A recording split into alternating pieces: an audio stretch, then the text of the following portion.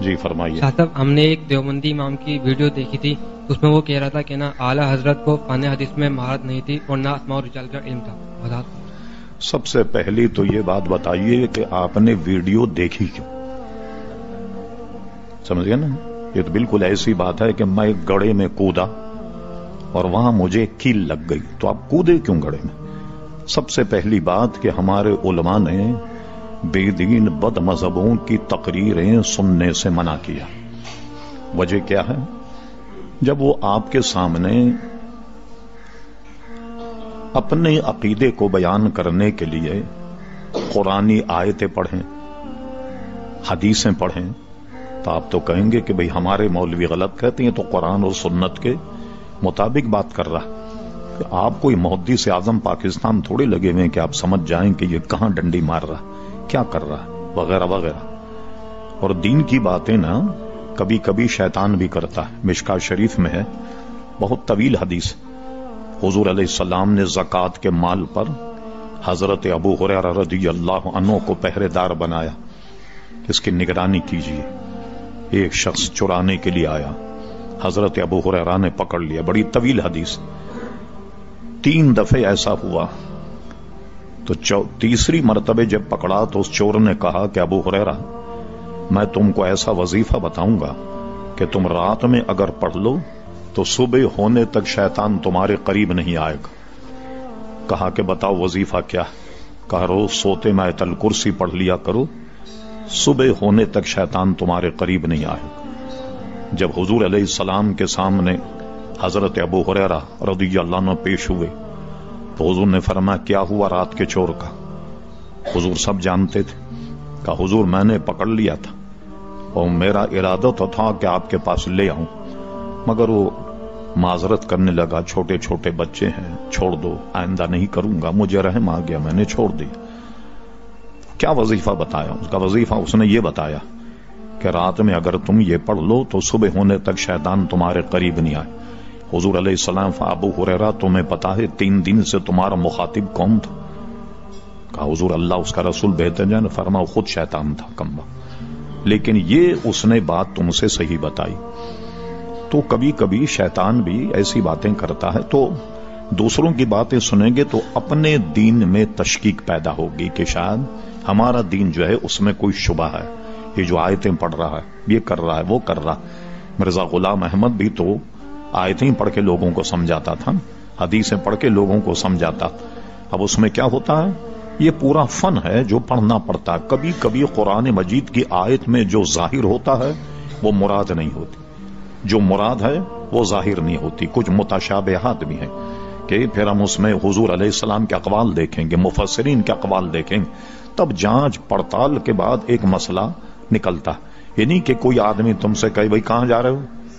کہ نماز کے لیے جا رہا ہوں۔ تم نے قرآن کی آیت نہ بھائی لا تقربوا الصلاۃ، کہ مت جاؤ نماز کے قریب۔ واہ بھائی یہ تو قرآن کی آیت پڑھ رہا، اور وہ یہ اس نے بتایا نہیں، وان تم سکارا، جب نشے کی حالت میں ہو تو مسجد کی طرف مت جانا، نماز نہیں پڑھنا۔ تو اس طرح کے شکوک اور شبہات پیدا ہوتے ہیں، ایک بات۔ دوسری بات، بہت سی چیزیں آپ اگر ذہن میں رکھیں خود مسائل حل پیدا ہو جائیں۔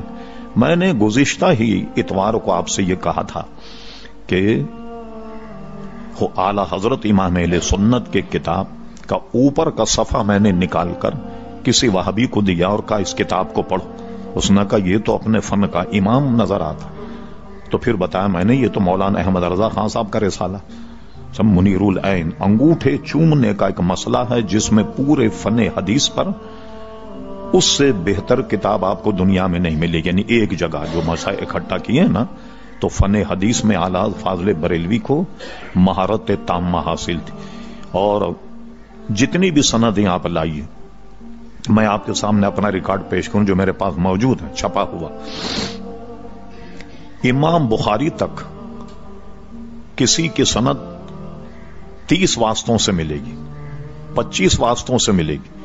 اعلی حضرت فاضل بریلوی کے پاس جب آپ نے حج کا سفر فرمایا تو ایک اس زمانے کے حدیث کے امام تھے جو اعلی حضرت کو انہوں نے اجازت دی ہے، وہ صرف 11 واسطوں سے امام بخاری تک ملتی، اتنی قریبی حدیث۔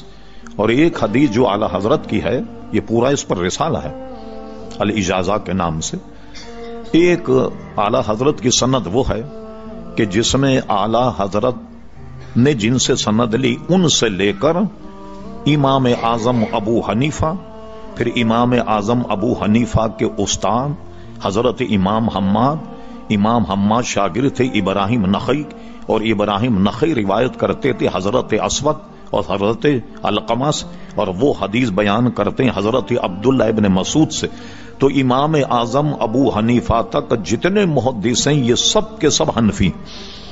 ورنہ بعض حدیثوں میں آتا ہے کہ کوئی امام شافعی ہوتا ہے، کوئی حنبلی ہوتا ہے، اور یہ ہم پہلے بتا چکے کہ چاروں ائمہ ہمارے نزدیک حق ہیں. تو ایک سند تو اعلی حضرت کی وہ ہے کہ جس میں امام اعظم تک سارے محدثین جو ہیں وہ خالصتاً حنفی. اور دوسری بات میں بتاؤں، اعلی حضرت فاضل بریلوی مرید تھے حضرت آل رسول مارہروی، ان کے مرید، اور وہ تلمیذ تھے شاہ عبد العزیز محدث دہلوی کے. شاہ عبد العزیز محدث دہلوی کو ساری دنیا محدث مانتی، تو اعلی حضرت کی سند میں شاہ عبد العزیز محدث دہلوی تک ایک واسطہ، اور وہ واسطہ کون سا ہے؟ حضرت آل رسول مارہروی. فوراً اس کے بعد ان کی سند جو ہے وہ حضرت کیا نام ہے شاہ عبد العزیز محدث دہلوی تک ملتی ہے. تو یہ لوگوں کا یہ کہنا، یہ ایسی چیزوں کو سنا نہ جائے کہ آپ کو اپنے مذہب میں کسی قسم کا شبہ اور وہ پیدا ہو. بلکہ علماء نے یہ تک لکھا کہ علماء کو بھی بد مذہبوں کی کتابیں ضرورت کے لیے پڑھنا جائز، ورنہ ان کو بھی جائز نہیں. مثلا کسی سے مناظرہ ہو رہا تو ظاہر ہے کہ عالم کو تو ہر مذہب کی کتاب رکھنی ہوگی، قادیانی کی بھی رکھنی ہوگی، رافضیوں کی بھی رکھنی ہوگی، دیوبندیوں کی بھی. کس لیے؟ کہ مناظروں میں کام آئے کہ بتائیں آپ نے فلاں کتاب میں یہ لکھا، فلاں میں یہ لکھا. تو آپ اگر اس کو پڑھیں گے نہیں تو کس طریقے سے ہو سکتا ہے آپ میں سے کوئی پوچھے واہ بھائی یہ تو آپ نے نکال لیا کہ مولوی تو پڑھ سکتے ہیں، ہم دوسرے نہیں پڑھ سکتے. میں آپ کو دنیائی مثال سے سمجھاتا ہوں. اب تو خیر ایسا نہیں ہے. ایک زمانے بسیں چلتی تھی تو باہر لکھا ہوتا تھا چلتی گاڑی میں اترنا چڑھنا منع ہے، لکھا ہوتا تھا. کبھی دیکھا ہوگا آپ؟ نہیں. اچھا کنڈکٹر کو دیکھیں، وہ چلتا ہی چلتی گاڑی میں بیٹھتا ہی اور ہمیشہ چلتی گاڑی سے اترتا ہے، تو یہ اس کے لیے نہیں لکھا ہوا. وہ دن بھر کام یہی کرتا ہے، اس لیے نہیں دھوکہ کھائے گا، نہیں گرے گا کہیں. سمجھ گئے نا؟ تو علماء جو رات دن یہ کام کرتے ہیں تو وہ نہیں پھسلیں گے. عوام کا خطرہ ہوتا ہے کہ وہ کوئی دیکھ کر کے ایسی چیز پھسل نہ جائے. اس لیے بد مذہبوں کی تقریریں نہ سننی چاہیے اور نہ ان کی کتابیں پڑھنی چاہیے، اور علماء کو بھی بغیر ضرورت کے وہ کتابیں پڑھنی نہیں چاہیے. ضرورت کے لیے ان کے لیے جائز ہے. اس لیے میں آپ کو یہی ہے کہ وہ اس نے جو بات کہی وہ تو غلط کہی، مگر آپ کو وہ نہ ان کی تقریر سننی چاہیے پڑھنا چاہیے. اب میں اس کی 2-3 مثالیں دیتا ہوں. انٹرنیٹ اس وقت جو ہے ایک ظلم عظیم. میں آپ کو بتاتا ہوں چند ویب سائٹیں ایسی ہیں جن کو آپ دیکھیں تو قرآن مجید کے خلاف اتنی بکواس کہ آدمی اس کو دیکھ کر کے شبہ پیدا ہونے لگتا. اور پھر اس کے بعد میں کیا ہوتا ہے کہ ان ویب سائٹوں کو اگر آپ دیکھیں تو اس میں لکھا ہوتا ہے کہ میں نے یہ ویب سائٹ دیکھ کر دین چھوڑ دیا، اسلام چھوڑ دیا، عقیدہ چھوڑ دیا، قرآن مجید چھوڑ دیا پڑھنا وغیرہ. تو اپنی اس میں تعداد بتاتے ہیں کہ اتنے حضرات نے اس ہفتے میں دین اسلام کو چھوڑ دیا وغیرہ وغیرہ. تو یہ تو ایک انقلاب برپا ہوا ہے. اور ایک زمانہ تو وہ تھا جب لوگوں کے قابو تھا منطق اور فلسفے والے جو اعتراضات کرتے تھے. ہمارے علماء بہت پریشان ہو ان کے اعتراضات وغیرہ، لیکن اللہ نے امام غزالی، امام رازی جیسوں کو پیدا کیا اور انہیں سب کو ایسے جوابات دے کر کے ساکت کر دیا کہ بعد میں کسی کو بک بک کرنے کی گنجائش ہی نہیں رہی. تو اب کیا ہوا؟ اب اس کا مقابلہ آپ کیسے کریں گے؟ کس طرح کریں گے؟ اب ساری دنیا میں ایک ہوا کے ذریعے سے پھیل رہا ہے، کیسے پابندی لگائیں؟ جس کا جی چاہے جو جی چاہے ڈال دے، جس کو چاہے گالیاں دے دیں، جو چاہے وہ کرے. تو اب یہ تو ہمارا کام یہ ہے کہ بالکل اس کے قریب نہ جائیں اور اپنے ایمان، اپنے اسلام کی حفاظت کریں. شبہ نہیں ہونا چاہیے. ایمان تو یقین کا نام ہے نا. تو اگر یقینی متزلزل ہو جائے. آخری بات، پھر دوسرا سوال لیتے ہیں. ہمارے پاس سوائے ایک اصلی اور پختہ عقیدے کے اور ہے کیا؟ کیا اتنے نمازی؟ کیا میں 10 لاکھ میں بھی اگر تقریر کروں تو پوچھوں بھائی یہ جو آپ نماز پڑھتے ہیں، ایک آدمی ہاتھ اٹھا کر کہے کہ اس کو کوئی इल्का हुआ कि नमाज उसकी कबूल हो गई? कोई कह सकता है मैं सारी इबादतें करता हूं सब कबूल हो गई और सब जनाब मेरी सही है? क्या मुंह पे मार दी जाएंगी सारी नमाजें, सारे रोजे, सारा हज और सारा ज़कात? क्या रह जाएगा आपके पास?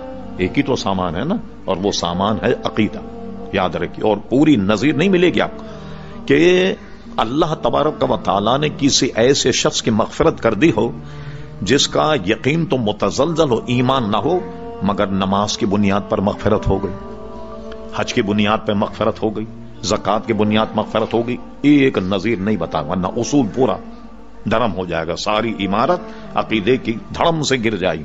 हाँ, ऐसी मिसालें हैं कि बेअमल रहा लेकिन पुख्ता अकीदे में था, अल्लाह ने रहम फरमा दी। तो इसलिए अकीदा जो हमारा है वो बिल्कुल मुस्तकम होना चाहिए, उसमें कोई सुलह सफाई की गुंजाइश नहीं। ठीक है, ये हमेशा याद रखिए। को कभी देखे नहीं बदमजहब की, ना किताब देखें ना उनकी बातों को सुने। और कोई सा? जी आप बोलिए।